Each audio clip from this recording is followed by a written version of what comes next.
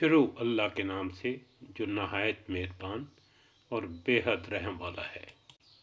اور جن لوگوں نے گناہ کے کام کیے پھر وہ ان کے بعد توبہ کر لیں اور ایمان لے آئیں تو تمہارا رب اس توبہ کے بعد گناہ معاف کر دینے والا، رحمت کرنے والا ہے۔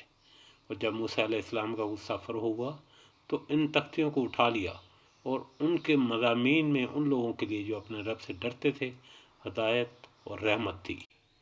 اور موسیٰ علیہ السلام نے 70 آدمی اپنی قوم میں سے ہمارے وقت معین کے لیے منتخب کیے۔ سو جب ان کو زلزلہ نے آ پکڑا تو موسیٰ علیہ السلام عرض کرنے لگے کہ اے میرے پروردگار، اگر تجھ کو یہ منظور ہوتا تو اس سے قبل ہی ان کو اور مجھ کو ہلاک کر دیتا۔ کیا تو ہم میں سے چند بیوقوفوں کی حرکت پر سب کو ہلاک کر دے گا؟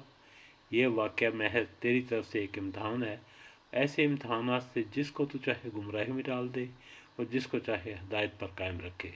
تو ہی تو ہمارا کارساز ہے، بس ہم پر مغفرت اور رحمت فرما، اور تو سب معافی دینے والوں میں سے زیادہ اچھا ہے۔ اور ہمارے لیے دنیا میں بھی بھلائی لکھتے اور آخرت میں بھی ہم تیری ہی طرف رجوع کرتے ہیں۔ ارشاد ہوا، میرے عذاب جس کو چاہتا ہوں دیتا ہوں، اور میری رحمت ہر چیز کو گھیرے ہوئے ہے۔ بس میں رحمت ان لوگوں کے لیے لکھ دوں گا جو پرہیزگاری کریں گے اور زکوٰۃ ادا کریں گے اور ہماری آیتوں پر ایمان لائیں گے۔